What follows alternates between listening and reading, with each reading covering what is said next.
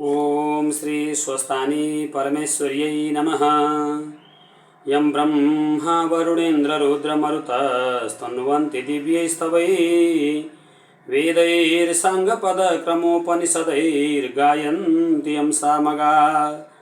ध्यानावस्थित तद्गतेन मनसा पश्यन्ति यं योगिनो यस्यान्तं न विदुः सुरासुरगणा देवाय तस्मै नमः। श्रीमच्चन्दनचर्चितोज्ज्वलवपु शुक्लाम्बरा मल्लिका मालालङ्कृतकुण्डला प्रविलसन् मुक्तावली शोभिता सर्वज्ञाननिदानपुस्तकधरा रुद्राक्षमालाधरा वाग्देवी वदनाम्बुजे वसतु मे त्रैलोकमाता चिरम्। मूकं करोति वाचालं पङ्गुलङ्घयते गिरिं यत्कृपातमहं वन्दे परमानन्दमाधवं। नमो भगवते तस्मै व्यासाय मिततेजसे यस्य प्रसादात् वक्ष्यामि नारायण कथामिमां। नारायणं नमस्कृत्य नरं चैव नरोत्तमं देवीं सरस्वतीं व्यासं ततो जयमुदीरयेत्।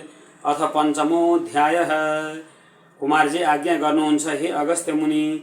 दक्ष प्रजापतिले 33 कोटी देवतालाई 33 कोटी आफ्नै कन्या दिइसकेपछि महादेवले विष्णुका छलले सती देवीलाई विवाह गरेको कथा समेत संक्षेपले तिमीलाई सुनाइसके।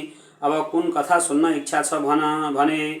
स्वामी कार्तिकेय कुमारको यस्तो स्नेहले भरिएको वचन सुनेर अगस्त्य मुनि भन्नुहुन्छ, हे षडानन, तपाईका अमृत रूपी वचन बराबर सुन्न पाउँदा पनि मनमा तृप्ति भएन। तसर्थ त्रिपुरासुर दैत्यले कसको तपस्या गरे, के वरदान पाए, पछि कसरी महादेवले के गरी मार्नुभयो त्यो सुन्नको इच्छा छ, आज्ञा होस्। यस्तो अगस्त्य मुनिको आग्रह सुनि कुमारजी आज्ञा गर्नुहुन्छ, हे अगस्त्य मुनि। अघि विष्णु भगवानले हिरण्याक्ष हिरण्यकश्यपलाई जब मारेथे तब त्यस दैत्य राजाका राज्यको सिंहासनमा मय नाम गरेको दैत्यलाई राजा तुल्याएर राखे। आफूभन्दा पहिलेका बलवान राजाहरू देवताका पेचमा परेर मरे। मलाई त यी देवताले त्यसै भुसुना भनेर मार्नेछन्। यस्तो मनमा पीर उठ्यो र के गर्ने भन्ने तर्क पनि गर्न लाग्यो। अब तपस्या नगरी हुँदैन भन्ने मनले निश्चय गरी तारकाक्ष विद्युत प्रभ भन्ने मन्त्री समेत भएर पुष माघको जाडोमा हिमालय पर्वतमा ज्येष्ठ वैशाखको गरिमा मरुभूमिमा पञ्चाग्नि तापेर वर्षाकालमा छाप्रो नभएको खाली भूमिमा बसी ठूलो कष्ट गरी 10,000 वर्षसम्म ब्रह्माजीको तपस्या गरे। ती दैत्यहरूका शरीरमा हाड नसा बाहेक केही रहेन। तपको प्रभावले मुखको कान्ति भने खूब चम्किलो भएको थियो। तिनीहरूको घोर तपस्याले ब्रह्माजी प्रसन्न भएर प्रत्यक्ष दर्शन दिकन भन्नुभयो, हे दैत्यराज हो, तिमीहरूको तपस्याले म खुसी भएँ। इच्छा लागेको वर माग। पितामहको यस्तो आज्ञा सुनेर साष्टाङ्ग दण्डवत गरी घुँडाले मात्र ठडिएर हात जोडी शिर निहुराई भने, हे ब्रह्माजी, हामी कसैका हातबाट कहिले पनि नमरौँ। फेरि हामी महापराक्रमी हौँ। आकाशमा कुबेरको जस्तो 3वटा सुन्दर पुर बनाउने छौँ। त्यसमा कसैको गमन नहोस्। यस्तो अभद्यत्व वरदान मागेको सुनेर ब्रह्माजी आज्ञा गर्नुहुन्छ, हे दानव हो, अमर त म पनि छैन। त्यसो हुँदा त्यो वर दिन म पनि असमर्थ छु। त्यसबाहेक अरू मागेको वर म अवश्य दिनेछु। यस्तो पितामहको आज्ञा सुनेर ती दानवहरू भन्दछन्, हे प्रभु, त्यसो भए हाम्रा ती 3वटा सहर पृथक पृथक रहनेछन्। 10,000 वर्ष बितेपछि एकपटक ती 3 सहर आधा निमेषभर एकै ठाउँमा जोडिनेछन्। त्यही जोडिएका बेलामा एकै बाणले तिनै सहरलाई नाश पार्न सक्ने पुरुषले मात्र हामीलाई मार्न सक्नेछ। यस्तो सुनि तथास्तु, त्यस्तै होस् भन्ने वरदान दिएर ब्रह्मा आफू सत्यलोक पाल्नुभयो। दैत्यहरू पनि आफ्ना घर फर्के। संसारको नाश गर्ने इच्छा लिएर फलाम चाँदी र सुनको 3 पुर सहर बनाए। ती सहर तलबाट हेर्दा सुमेरु पर्वतका 3 टाकुरा चाहिँ देखिन्थे। सहरका झ्याल ढोका बारदलीहरूमा मणि माणिक्य हिरा मोती पन्ना जडेको थियो। चन्द्रमाको किरण पर्दा सहस्त्र चन्द्र उदाए जस्तो भान पर्दथ्यो। चोक आँगनमा मुगा मर्कत सङ्गमरमर घोटेर बिछ्याएको हुनाले त्यसमा हिँड्नेको रूप ऐनामा जस्तै छर्लङ्ग देखिन्थ्यो। मणि माणिक्य जडेका रङ्गे बिरङ्गे झाड फान ठाउँ ठाउँमा राखिएका थिए। ती बलेका बेलामा सूर्य उदय जस्तै भान पर्दथ्यो। झ्यालहरूमा लगाएका पर्दाको झालरमा वायुको मन्द स्पर्शले तिनका उनिएका मोतीको आपसमा ठक्कर लाग्दा अति मधुर ध्वनि उठेर आनन्द दिने अनुपम सौन्दर्य थियो। एकै नासै हार मिलाएर बनाएका घर, त्यसमा बगैँचाहरूमा 6 ऋतुहरूमा फुल्ने फूल, फलहरू लटरम्म थिए। अनेक जात जातका फलमा वृक्षमा मयूर, मोहन, लाल डाँफे इत्यादि पक्षीहरू बास गर्दथे। कोइलीले आफ्ना स्वरद्वारा सधैँ वसन्त ऋतुको आगमन जनाउँदथ्यो। फूलमा भ्रमरगण आनन्दपूर्वक झुलिरहेका थिए। संक्षेपमा भनौँ भने 3 पुर इन्द्रको कानन वन भन्दा पनि राम्रा थिए। लामा कुना परेका नेत्र, सानो कम्मर, ठुलो नितम्ब, उच्च स्तन, गजगामिनी, कोइलीको जस्तो बाणी भएका लज्जावती युवती समूह बराबर डुलिरहन्थे। अमरावती भन्दा पनि राम्रो सहरमा ती 3 पुरमा फलामको, तारकाख्याको, चाँदीको, विद्युत प्रभको, सुनको, दैत्यराजको, मयको थियो। तिनै दैत्यपति आफ्ना मन्त्रीहरूले सरसल्लाह गरेर राज्य गर्दथे। अब यो सहर नाश गर्ने कोही छैन, हामीहरू अझै छौँ, हामीलाई जित्न कसैले सक्दैन भन्ने ती दैत्यहरूलाई विश्वास थियो। ती घमण्डी दैत्यहरूले देवताका बगैँचाका उत्तम फूल, फल, लता, वृक्ष उखलेर ल्याए। उनका स्त्री पुत्रीहरू पनि उडाउन लाज मानेनन्। देवताहरूलाई साह्रै कष्ट दिए। आफूहरू चाहिँ इन्द्रका पुरका उर्वशी आदि गरिएका अप्सराहरू ल्याएर तिनीहरूका साथमा रमण गर्दथे। इन्द्र झैँ भएर तिनै लोकको आनन्दमा प्राप्त भए। हे अगस्त्य मुनि, देवताहरूले लडाईँ गरे तर केही चलेन। त्रिपुरासुरको नाम सुन्दैमा डराउन लागे। यसरी देवताहरूले धेरै कालसम्म दुःख पाए। एक दिन देवताहरूले मतो गरी सबै ब्रह्माजीका दरबारमा पुगेर प्रणाम गरी त्रिपुर दैत्यको उत्पात, आफूहरूले पाएको दुःखको बयान गरेर रोएथे। यस्तो सुनेर, हे देवता हो, त्रिपुर दैत्यहरू बलवान छन्, तिमीहरू तिनको नाश गर्न असमर्थ छौ, सक्दैनौ। यसकारण हामी सबै महादेव कहाँ जाउँ। शिवले ती दुष्टमती दैत्यलाई अवश्य मारिदिनेछन्। यस्तो वचन सुनेर सबै इन्द्र, चन्द्र, कुबेर, वरुण आदि सम्पूर्ण देवतालाई लिएर ब्रह्माजी कैलाश पर्वतमा गए। महादेवलाई प्रणाम गरेर स्तुति गर्न लागे। हे जगदीश्वर, नन्दीलाई वरदान दिने, भक्तको रक्षा गर्ने, हे कैलाशनाथ, आफ्ना मायामा संसारलाई भुलाइराख्ने, यज्ञका अधिष्ठाता, संसारदेखि फरक रहने, विरक्तहरूले ध्यान गरिने, दिशारूपी वस्त्र धारण गर्ने, दिगम्बर, आनन्दलाई तुच्छ मान्ने, सधैँ आनन्दमा रहने, भक्तलाई वरदान दिने, यस्ता हजुरलाई कोटि कोटि नमस्कार छ। सूर्य चन्द्रादि देवता सृष्टि गरी जगत जमाउने, फेरि सम्पूर्ण सृष्टि आफैमा लय गराउने हे महादेव, हे शम्भो, हजुरलाई कोटि कोटि नमस्कार छ। मोहिनी देखेर लखेट्ने, भस्मासुर देखेर भाग्ने, सूक्ष्ममा सूक्ष्म, स्थूलमा स्थूल, जगतको सृष्टि पालन गर्ने, संहार गर्ने यस्ता हजुरलाई कोटि कोटि नमस्कार छ। भूत प्रेत प्रमथगण साथ लिएर श्मशानमा बस्ने, गणेश र कुमारका पिता, पार्वतीका भर्ता, भक्तजनको हृदयमा भएका अज्ञान नाश गरी ज्ञानको उदय गराउने यस्ता हजुरलाई बारम्बार कोटि कोटि नमस्कार छ। यस्तै अनेक स्तुति गरेको सुनेर शिवजी प्रसन्न भएर देवतातिर हेरेर भन्नुभयो, हे देवताहरू हो, तिमीहरूको स्तुतिदेखि म प्रसन्न भएँ। जे इच्छा छ माग, मैले नदिने कुरा केही छैन। यस्तो वचन सुनेर देवताहरू खुसी भएर बिन्ती गर्दैछन्, हे शशिशेखर, हे त्रिपुरासुर मर्दन दैत्यले, हाम्रा त्रिपुरासुर दैत्यले हाम्रा अप्सरा, बगैँचाका उत्तम फल फूलका बिरुवा, उत्तम रत्न, उच्च श्रवा घोडा, ऐरावत हात्ती, रथ र हाम्रा कन्याहरू समेत लुटेर लगे। धेरैलाई मारिसके। यी हामी बाँचेकालाई पनि सिद्ध्याउन खोजेका छन्। हामीहरू त्राही त्राही भएर लुकिरहेका छौँ, किनभने तिनीहरूसित संग्राम गर्न हामी असमर्थ छौँ। अब हाम्रो जे गर्नाले कल्याण हुन्छ त्यही वरदान बक्सियोस्। देवताहरूको यस्तो वचन सुनेर महादेव भन्नुहुन्छ, हे देवता हो, उसो भए रुद्र तेजको केही अंश तिमीहरूलाई दिन्छु, रुद्र रूप भएर नाश गर। यस्तो आज्ञा सुनेर देवताहरू भन्दछन्, हे भक्तवत्सल, रुद्र तेज धारण गर्न हामी सदैव असमर्थ छौँ। हे शिव, 10,000 वर्ष बितेपछि एक आध निमेषलाई ती 3 पुर एक ठाउँमा जोडिएर पुनः छुट्टिनेछन्। त्यही जोडिएको बेलामा एक बाणले ती 3वटै पुरलाई नाश गर्न सक्नेले नै तिनीहरूलाई मार्न समर्थ हुनेछ। ती 3 पुर छुटिएपछि तिनीहरूको नाश हुने छैन भन्ने पितामहको वरदान छ। हे प्रभु, हामी त्यो काम गर्न समर्थ छैनौँ। हामी दुखी भएर शरणमा आएका छौँ, हाम्रो उद्धार होस्। यस्तो कुरा देवताहरूले भनेको सुनेर शङ्करले आफ्नो मनमा विचार गरेर भन्नुभयो, हे देवताहरू हो, यस्तो अभेद्य त्रिपुर छ भने त्यससित लड्नलाई योग्य र तयार पार।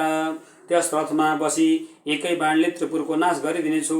यस्तो वचन शिवको सुनेर देवताहरू खुसी भए।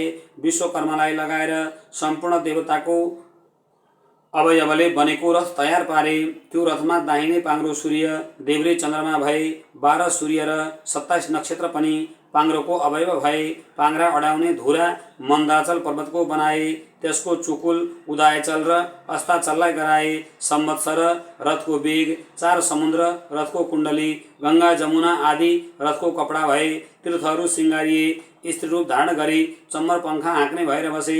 ब्रह्मा सारथी, ओमकार स्वरूप रथ हाँक्ने कोर्रा भए। माया घोडाको लगाम, 4 वेद रथका 4 घोडा भए। 6 ऋतु रथका दायाँ बायाँ राखिए। विन्ध्याचल पर्वत छाता भए। मन्द्राचल पर्वत छत्र अड्याउने दण्ड भए। सुमेरु पर्वत धनु भए। शेषनाग त्यसको ताँदो र सरस्वती दण्ड भइन्। अग्नि बाण भए। भगवान विष्णु बाणको टुप्पो भए। यीदेखि बाहेक अनेक रूप अरू यो ब्रह्माण्ड भएको सबै वस्तु रथमा लगाइदिए। यसरी रथ तयार भएपछि देवताहरूले शिवलाई रथारूढ हुन आह्वान गरे। अनि शङ्करजी पनि पृथ्वीलाई कम्पायमान गर्दै त्यस रथमाथि बस्नुभयो। गणनायक शङ्कुकर्ण, गणेश, कुमार, चण्डेश्वर, गणेश्वर, नन्दी, भृङ्गी, ऋटी, तुण्डी, भूत, प्रेत, पिशाच सबै शस्त्र लिएर युद्ध गर्न रथका अघि पछि शङ्ख, मेरी, मृदङ्ग, गोमुखीहरू बजाउँदै महादेवका उप पुष्प वर्षा गर्न थाले। त्यस बेलाको शिव तेज सहन नसकी देवता मोहमा प्राप्त भए। यस्तो देखेर शिवले आफ्नो तेज खिचेर कम गर्नुभयो र देवताहरू किञ्चिन सहन गर्न नसक्ने भए। देवताहरू युद्ध गर्न उद्यत भएको देखेर नारदजी त्रिपुरवासी दैत्यराज मयका दरबारमा जानुभयो। मयले ऋषिको सत्कार गरी के कामले सवारी भएको भनेर सोधे। नारद भन्दछन्, हे दैत्यराज, देवताको स्तुतिले खुसी भएका महादेव तिमीहरूलाई मार्न भनेर आउन लागेका छन्। अब तिमीहरू आफ्नो रक्षा गर्नलाई जे गर्नुपर्छ त्यो गर। नारदजीबाट यस्तो कुरा मैले सुनेपछि विद्युतमाली र तारकाक्षलाई उनले सबै कुरा सुनाए। राजाका कुरा सुनेर तारकाक्ष भन्दछन्, हे राजन, देवता, यक्ष, गन्धर्व, किन्नर, नागा आदि सबै मिलेर आए पनि यो त्रिपुर भेदन गर्न सक्दैनन्। यो अभेद्य छ।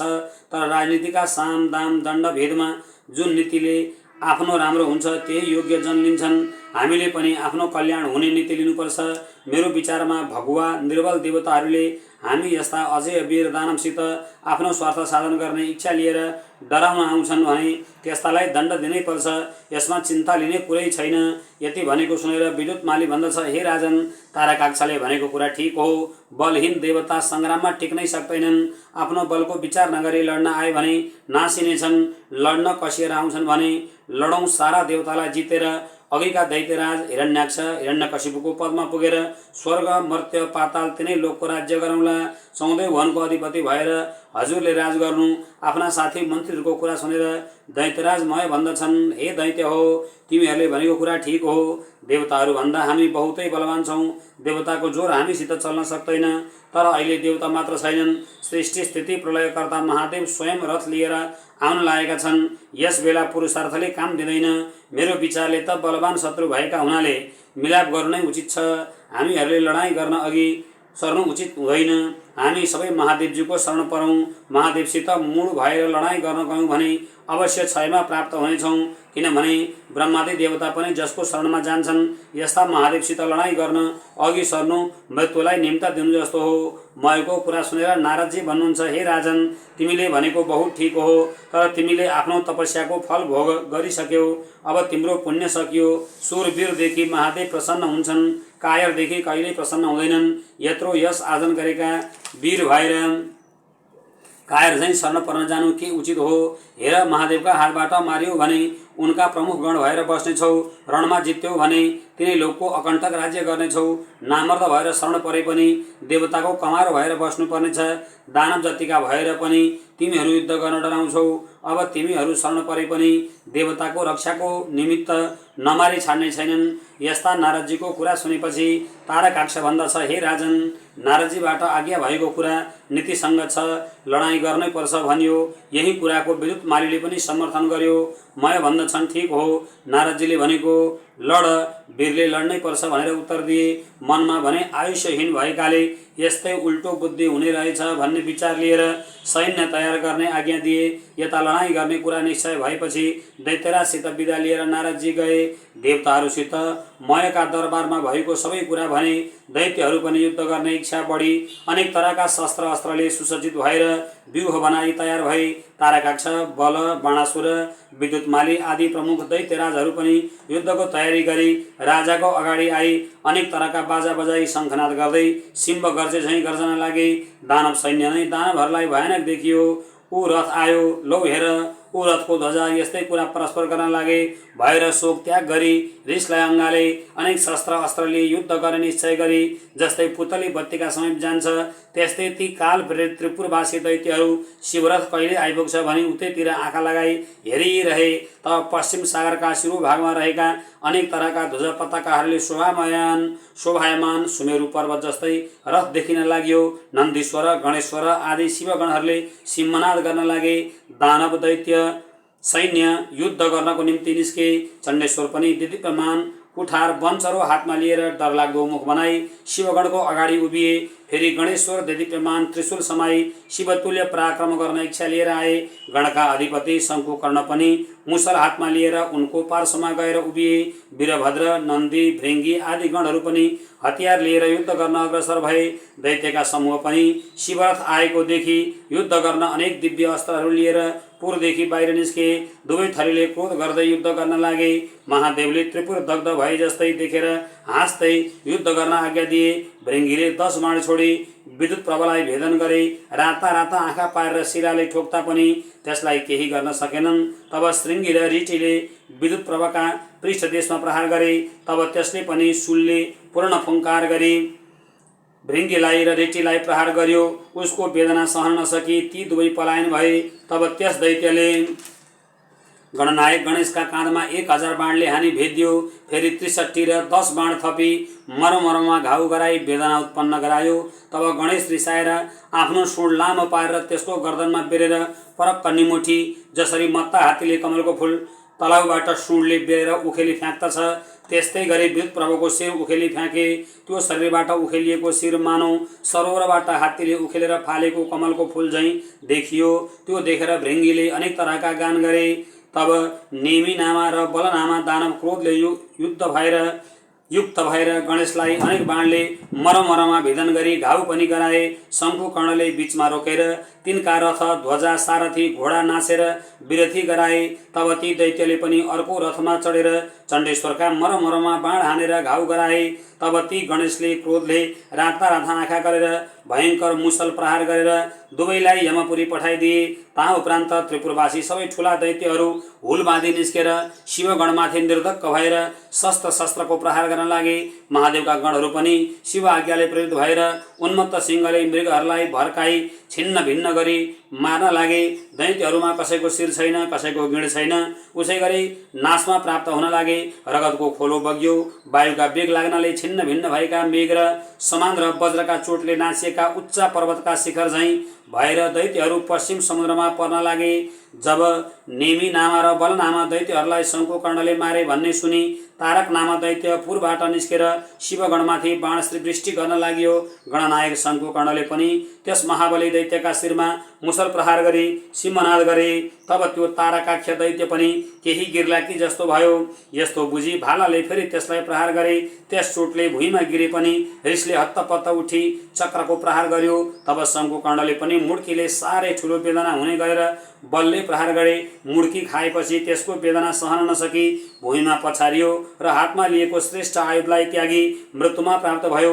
यसरी गिरेको दैत्यलाई दानवहरूले बोकेर मयका भवनमा लगेर सारा वृत्तान्त बताएर विलाप गर्दै रुन कराउन लागे।